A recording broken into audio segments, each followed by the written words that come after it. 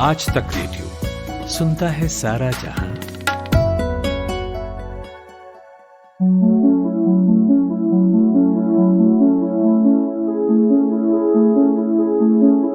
कोई खुदकुशी की तरफ चल दिया, उदासी की मेहनत ठिकाने लगी। पिछले कई दिनों से ऐसे कई मामले सुनने में आए जहां उदासी ने जीत हासिल की। लेकिन क्या खुदकुशी का फैसला इतना आसान होता है? क्या इसे कायर और साहसिक कदम की बहस में छोड़ा जा सकता है? शायद नहीं। ये तो सच है कि कई बार हम में से जाने कितने लोगों को ऐसे ख्याल आते हैं जब लगता है कि जिंदगी बेकार है। खिड़की से कूद जाएं, सड़क पर चलती गाड़ी हमें कुचल जाए या जहर ही मिल जाए। नमस्कार, मैं हूं माधुरी इस पॉडकास्ट के साथ। इंडिया टुडे की डेटा इंटेलिजेंस यूनिट ने पाया कि देश में खुदकुशी के लिए फांसी लगाकर जान देना सबसे आम तरीका हो गया है। National crime record bureau NCRB की रिपोर्ट के मुताबिक 2018 में जितनी खुदकुशी की घटनाएं हुई, उनमें से आधे से ज्यादा फांसी लगाने के कारण हुई। लगभग 1,34,000 लोगों ने खुदकुशी की, जिनमें से 69,000 से ज्यादा लोगों ने फांसी लगाई। फांसी के बाद खुदकुशी का सबसे आम तरीका जहर खाकर जान देना होता है। 2018 में 35,500 से भी ज्यादा लोगों ने जहर खाकर खुदकुशी की। इस रिपोर्ट में खुदकुशी के कारणों का भी जिक्र किया गया है, जिससे पता चलता है कि परिवार के मसले, लव अफेयर्स, नशीली दवाओं को लेना, मेंटल इलनेस युवाओं में सुसाइड के कारण हैं। रिपोर्ट के अनुसार 18 साल से ज्यादा और 45 साल से कम उम्र के लोगों में पारिवारिक समस्याएं आत्महत्या का सबसे बड़ा कारण है। गौर करने वाली बात यह है कि पारिवारिक समस्याओं और मानसिक बीमारियों के कारण खुदकुशी करने वालों में पुरुषों की संख्या सबसे ज्यादा है। लेकिन पता है क्या, दुख कितना भी बड़ा हो, कैसे भी थॉट्स आए, जैसे ही जिंदगी की सबसे अच्छी शय हमसे मिलती है, हम भूल जाते हैं सब। जरा सी खुशी हमारी जिंदगी से उस दुख को मीलों दूर ले जाती है। हम फिर से जीने लगते हैं और यही सुख दुख, दुख के बाद सुख हमारे जीने की ताकत है, हौसला है। लेकिन अगर कोई दुख है तो उसे साझा करना बहुत जरूरी है। अगर कोई बात है जो आपको बार बार कचोट रही है, उसे बताना जरूरी है। लेकिन उससे पहले एक बात जान लेना बहुत जरूरी है, जो एक्सपर्ट्स भी मानते हैं कि सबसे पहले हमें ये मानना होगा कि मानसिक बीमारी एक तरह की मेडिकल बीमारी है। आज हमारे साथ हैं डॉक्टर प्रवीण त्रिपाठी, जो नोएडा बेस्ड साइकेट्रिस्ट हैं। हमने उनसे बात की और पूछा कि क्या डिप्रेशन अचानक से होता है या डिप्रेशन बहुत लंबे वक्त से आपके साथ, आपके भीतर रहता है, पर आप उसे जान नहीं पाते। डॉक्टर साहब। नहीं, देखिए, डिप्रेशन की बीमारी को डायग्नोस करने के लिए जो सिम्टम्स हैं वो कम से कम 14 दिन तक रहने चाहिए। कभी एक दिन के लिए या 2 दिन के लिए सिम्टम्स आ जाएं तो उसको हम वैसे भी डिप्रेशन नहीं कहते हैं, वो नॉर्मल सैडनेस का पार्ट माना जाता है। तो ऐसा नहीं हो सकता कि डिप्रेशन चला आ रहा था और आपको पता ही नहीं था, मतलब आप ये समझ ना पाए हो कि आपको बीमारी है, ये हो सकता है। लेकिन आपको लक्षण आ रहे हैं, ये बात आपको डेफिनेटली पता रहती है। तो मतलब इट्स लाइक कि आपको दर्द हो रहा है हाथ में बहुत दिनों से या पेट में बहुत दिनों से, बट आपको ये पता नहीं कि पेट में बीमारी कौन सी है, लेकिन लक्षण क्या आ रहा है वो तो आपको पता होता ही होता है। तो ऐसा नहीं हो सकता कि एकदम सामने आ जाए, वो लक्षण तो रहेगा ही रहेगा जब से है। लेकिन डॉक्टर साहब, ऐसी क्या वजह है कि एक आदमी ये सोचने लग जाता है कि उसे अपनी जान ले लेनी चाहिए, मर जाना चाहिए, खुदकुशी कर लेनी चाहिए? देखिए, जो पाया गया है वो ये है कि लगभग 90 से 95% लोग जो कि सुसाइड करते हैं, उनमें कोई ना कोई मेंटल इलनेस रहती है। और उस 95% में भी जो मेजर कंट्रीब्यूशन रहता है वो रहता है डिप्रेशन का, जो कि लगभग 80% केसेस में पाई जाती है। तो आमतौर पे पाया गया है कि डिप्रेशन कई बार किसी स्ट्रेसर की वजह से होता है। जैसे लाइफ में कुछ खराब घटना हुई या कुछ प्रॉब्लम आई, उसके बाद डिप्रेशन ट्रिगर हो गया। लेकिन इसका मतलब ये नहीं है कि हर बार कुछ होने के बाद ही डिप्रेशन होता है। कई बार लाइफ में ऐसा कोई इवेंट नहीं होता, बट फिर भी डिप्रेशन हो जाता है। जैसे बीमारियां कोई भी हो सकती है बिना कारण के भी। मान लीजिए किसी को बीपी की बीमारी हुई तो बिना किसी वजह के भी हो सकती है। और ये भी हो सकता है कि व्यक्ति बहुत टाइम से खराब एक्सरसाइज नहीं करता था या फिर खाना ठीक से नहीं खाता था, नमक बहुत खा रहा था, तो हो गया। वैसे ही डिप्रेशन कुछ केसेस में, इनफैक्ट काफी केसेस में कुछ ट्रिगर के बाद होता है, बट कई बार बिना किसी वजह के भी डिप्रेशन डेवलप हो सकता है। और वो डिप्रेशन डेवलप होने के बाद जो सिम्टम्स आते हैं, उसमें से एक सिम्टम रहता है आपका नेगेटिव थॉट या फिर सुसाइडल थॉट्स आने लगते हैं। और कई बार व्यक्ति उन थॉट्स पे अमल कर जाता है।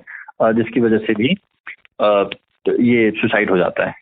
तो आमतौर पे लोग हमेशा उन ट्रिगर्स के बारे में ही बात करते रह जाते हैं कि ये दिक्कत हो गई थी लाइफ में इसलिए सुसाइड हो गया, या फिर ये हो गया था इसलिए सुसाइड हो गया।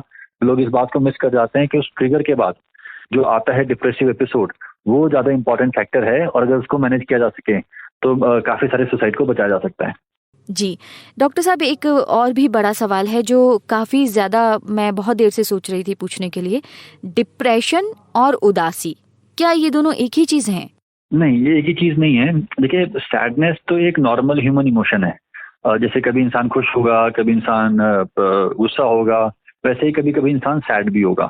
तो सिर्फ सैडनेस होना डिप्रेशन नहीं होता है। मेडिकली हम लोग दो शब्द इस्तेमाल करते हैं कि परसिस्टेंट एंड परवेजिव सैडनेस। मतलब सैडनेस जो कि लगातार बनी रहती है, लगभग दिन के आप जितना टाइम जाग रहे हैं आप हमेशा ही सैड फील कर रहे हैं। थोड़ा फ्लक्चुएशन हो सकता है, लेकिन मैक्सिमम टाइम आप सैड फील कर रहे हैं। और हर चीज़ में आप सैड फील कर रहे हैं। चाहे आप गेम खेल रहे हैं तो भी मज़ा नहीं आ रहा है, टीवी देख रहे हैं तो भी अच्छा नहीं लग रहा है, बात कर रहे हैं तो भी अच्छा नहीं लग रहा है, कोई भी चीज़ हैप्पीनेस दे ही नहीं पाती है। तो ये उदासी अगर लगातार बनी रहे, हर डोमेन में बनी रहे, और कम से कम 14 दिन तक चलती रहे, 14 डेज तक चलती रहे, तो फिर हम उसको डिप्रेसिव एपिसोड बोलते हैं, अगर बाकी क्राइटेरिया फुलफिल होते हैं तो कभी आप उदास हो गए एक दिन के लिए, कुछ खराब हुआ तो दुख हो गया, वो डिप्रेशन नहीं है।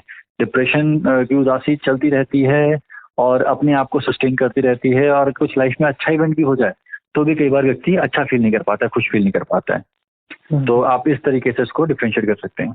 अच्छा। और बाकी कुछ सिम्टम्स साथ में आने लगते हैं, सिर्फ उदासी ही नहीं, नेगेटिव थॉट्स बहुत आने लगते हैं।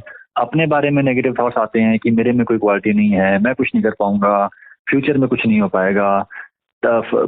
टायर्डनेस रहती है, बॉडी में एनर्जी नहीं रहती है, किसी चीज़ में इंटरेस्ट नहीं आता है, नींद खराब हो सकती है, या तो बहुत कम आती है या फिर ज़्यादा नहीं लगती है, भूख कम हो सकती है, कई बार अपने को नुकसान पहुंचाने वाले थॉट्स आने लगते हैं। तो ये सारी चीज़ें सैडनेस के साथ अगर हो तो फिर डायग्नोसिस डिप्रेशन की तरफ जाता है। जी डॉक्टर साहब, एक पेंडेमिक अभी है तो युवाओं में एक्सट्रीम सिचुएशंस हैं, या तो वो बहुत ज़्यादा सोशल मीडिया एक्टिव हो गए हैं, या वो बिल्कुल ही अलूफ हो गए हैं, अलग रहने लग गए हैं, और कोई बीच की स्थिति नहीं है, एक एक्सट्रीम कंडीशन आ गई है। तो ऐसे में उनको डिप्रेशन खूब घेर रहा है, खूब सारे ऐसे बातें सामने आ रही हैं, ऐसे केस सामने आ रहे हैं। तो ऐसे में क्या करना चाहिए? देखिए, युवा ही नहीं, हर व्यक्ति के लिए तरीके वही रहेंगे कि डिस्कस करें, लोगों से बात करें, और एक सोशल सपोर्ट सिस्टम बना के रखें, चाहे फैमिली का हो चाहे फ्रेंड का हो। एक्सरसाइजिंग बहुत हेल्प करती है। आप बाहर नहीं भी निकल पा रहे हैं तो भी कम से कम घर में एक्सरसाइज करने में कोई दिक्कत नहीं होती है।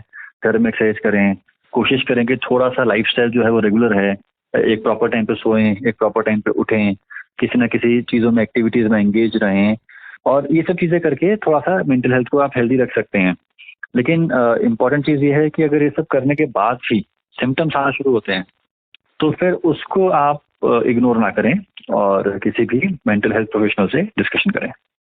जी, और एक बहुत बड़ी समस्या है वो ये है कि पेरेंट्स अक्सर ये समझ नहीं पाते हैं, ख़ास तौर पर गाँव में रहने वाले लोग, या ऐसे लोग जो जिनके पास बच्चों के लिए वक्त नहीं है, या बिना पढ़े लिखे लोग जो इस चीज़ को नहीं समझ पाते। तो क्या इसके लिए हम लोग क्या कर सकते हैं? देखिए, शिक्षित करने की तो बहुत ज़रूरत है। काफ़ी सारे लोग जो खुद से हेल्प लेना चाहते भी हैं, वो हेल्प ले नहीं पाते क्योंकि जो सोसाइटी में टैबूज हैं, जो मिथ्या बातें हैं, गलत बातें फैली हुई हैं, वो रोकती हैं उनको। माँ बाप की भी वही दिक्कत है कि वो उनके ज़माने में साइकेट्रिक का या फिर मेंटल हेल्थ का मतलब सिर्फ पागलपन था, और उनके ज़माने में मेंटल हेल्थ की दवाइयाँ खाना मतलब ज़िंदगी भर खाना, और उनको लगता था कि ये दवाइयों से आदत पड़ जाती है, नींद आ जाती है। इस टाइप की चीज़ें, इस टाइप के भ्रम लोगों के मन में बैठे हुए हैं बहुत लंबे समय से। और दूसरा ये है कि कई बार इस टाइप की बातें भी मानी जाती हैं कि बीमारियाँ कुछ होती ही नहीं है, डिप्रेशन कुछ नहीं होता, एंग्जाइटी कुछ नहीं होती, खुद से करना होता है। तो एजुकेट करना पड़ेगा, बताना पड़ेगा कि क्या सिम्टम्स होते हैं, बताना पड़ेगा कि क्या कॉन्सिक्वेंसेस हो सकते हैं, और मतलब उस जनरेशन के लोगों को समझाने का दायित्व भी थोड़ा सा यंगर जनरेशन के ऊपर ही है। और एक और इम्पोर्टेंट चीज़ है कि अगर सब कुछ करने के बाद भी आप अपने पेरेंट्स को नहीं कन्विंस कर पाते हैं या नहीं समझा पाते हैं, तो भी आपको अपना इलाज कराना चाहिए। जस्ट बिकॉज आपके परिवार का एक सदस्य नहीं मान रहा है बीमारी को, इसका मतलब ये नहीं है कि आप परेशान नहीं है या फिर आपकी बीमारी एग्जिस्ट नहीं करती। और फाइनली लाइफ में अगर प्रॉब्लम आएंगी, सफरिंग आएंगी तो आपके में ही आएंगी। ऑफ कोर्स पेरेंट्स का इंटेंशन अच्छा होता है, कोई माँ बाप नहीं चाहता कि बच्चे के साथ बुरा हो, बट कई बार माँ बाप की नासमझी की सजा आपको भुगतनी पड़ती है, वो होने से बचाना भी आपकी जिम्मेदारी है। तो पेरेंट्स को बिल्कुल कोशिश करनी चाहिए समझाने की, और जो भी वीडियोस हैं या आर्टिकल्स हैं शेयर करने चाहिए। उस सब के बाद भी अगर वो ना समझ पाए तो फिर आपकी रिस्पॉन्सिबिलिटी अपने ऊपर आती है कि आप खुद से हेल्प लें, और शायद फ्रेंड्स की मदद से लेंगे या किसी से लें, या फिर खुद से जाके लें। ऐसा नहीं है डिप्रेशन है, लेकिन डिप्रेशन के दौरान भी आदमी का मन ये समझता रहता है कि कुछ मेरे साथ गड़बड़ हो रहा है और वो चाहता है वो ठीक हो जाए। तो उसी मेंटल आपके दिमाग का वो जो हिस्सा है जो ठीक करना चाहता है, उसी से हिम्मत लेके आपको आगे बढ़ना पड़ेगा, अपना ट्रीटमेंट करवाना पड़ेगा। ये थे डॉक्टर प्रवीण त्रिपाठी। देखिए, हमें ये सोचना बंद करना होगा कि ये ओढ़ी हुई या नकली बीमारी है। उदासी आप सिर्फ ओढ़ के बैठ जाते हैं और लोग कहते हैं कि अच्छा उदास है, उदास है। ये कहीं ना कहीं भीतर आपके घर कर रही होती है। ये कोई मैटर ऑफ चॉइस नहीं है। उदासी एक बेहतरीन सर्च लाइट है जो आपको कहीं ना कहीं से ढूंढ लेती है। लेकिन याद रहे, उदासी और डिप्रेशन में अंतर है। इस बारीक रेखा को समझना होगा और खुदकुशी की ओर बढ़ते हुए कदमों को थोड़ी सी खुशी देकर उन्हें खुद की खुशी पहचाननी होगी। इसमें आप सभी को मदद करनी होगी।